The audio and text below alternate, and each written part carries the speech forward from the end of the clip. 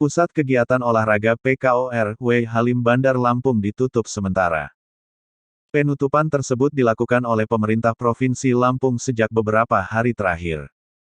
Pantauan Tribun Lampung Sabtu, tanggal 24 Juli tahun 2021, pintu masuk menuju gedung-gedung olahraga di PKOR tertutup rapat. Gerbang ditutup menggunakan rantai dan gembok untuk mengancingnya. Para pengunjung juga tak terlihat di sekitaran pintu masuk. Sementara biasanya pengunjung dari kalangan pemuda-pemudi hingga orang tua ramai mengunjungi tempat itu. Tepat di gerbang pintu masuk sebelah kiri, Pemprov Lampung memasang banner pengumuman terkait penutupan tersebut.